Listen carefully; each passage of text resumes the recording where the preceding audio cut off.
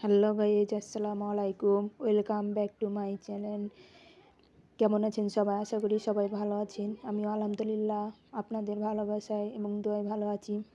তো চলুন, বরাবরের মতো চলে এসেছি আরেকটি নতুন ভিডিও নিয়ে আপনাদের সাথে শেয়ার করতে। চলেন, আজকে আপনাদের দেখাবো আমি কালাই রুটি কীভাবে বানাই। তো সকাল সকাল আমার ছেলে চলে আসছে মক্তব পড়ে, তাই বলছে আম্মু তুমি আমার জন্য কালাই রুটি বানাও। তো আপনাদের সাথে শেয়ার করব আমি কিভাবে কালাই রুটি বানাই। তো চলুন, যেহেতু আমাদের জেলার বিখ্যাত সে কালাই রুটি।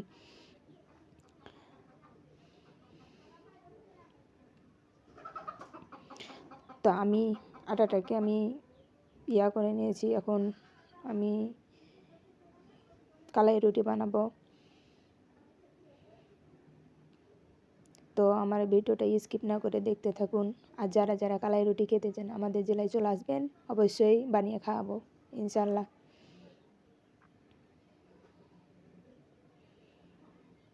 তো আমি রুটি বানানো শুরু করে দিয়েছি। হলে আমার ছেলে গরম গরম খাবে, তাই আমার কাছে বসে আছে।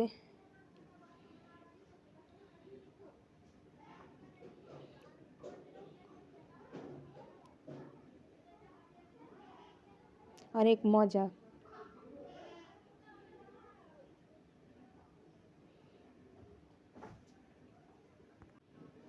তো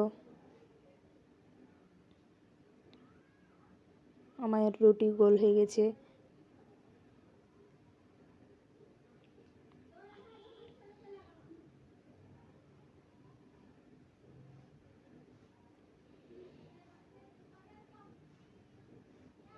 তারপর এটাকে আমি এখন গরম খোলায় আমি দিয়ে দেব। এই যে দিয়ে দিলাম। তারপর আবার উল্টাই নিব। যেহেতু আমার খোলা ভালো হয়ে গরম হয়নি, তার জন্য উঠছে না। মাটির চুলায় কিন্তু কালাই রুটি অনেক সুন্দর হয় আর খেতে অনেক টেস্টি হয়। তো এই তো আমার রুটি হয়ে গেছে। এখন মচমচে রুটিটা হয়ে গেলে আমি তুলে নেব।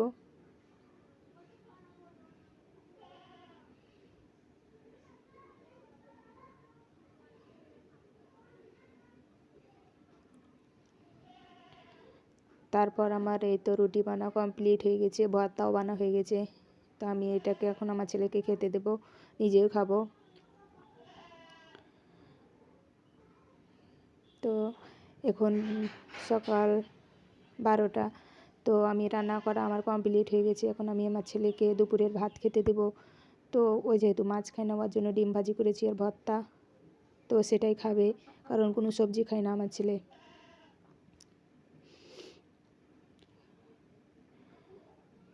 তো আমি তার জন্য ওয়েট করছি। সে হাত মুখ ধুয়ে আসছে, আমি খাবে।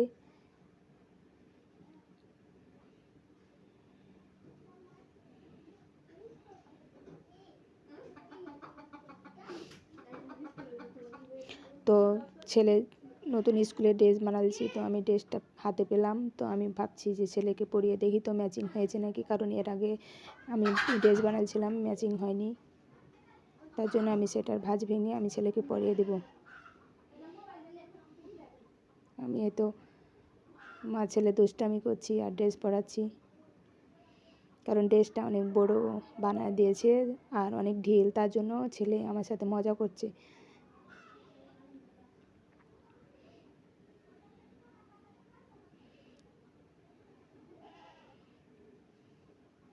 আমাকে বলছে যে আম্মু কত বড় ড্রেস বানাইছি। কালকে আমি নিয়ে যাব আবার দর্জির কাছে, কারণ ড্রেস অনেক ঢিলা ঢালা হয়েছে, শরীরের সাথে ম্যাচিং হয় না।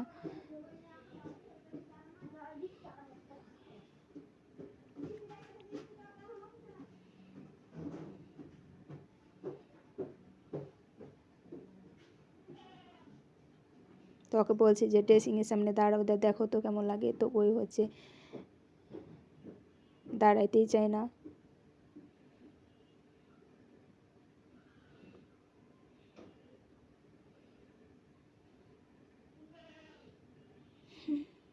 আমার সাথে মা ছেলে দুষ্টামি করছে।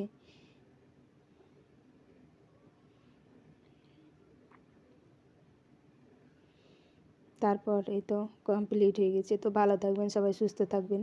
আল্লাহ হাফেজ।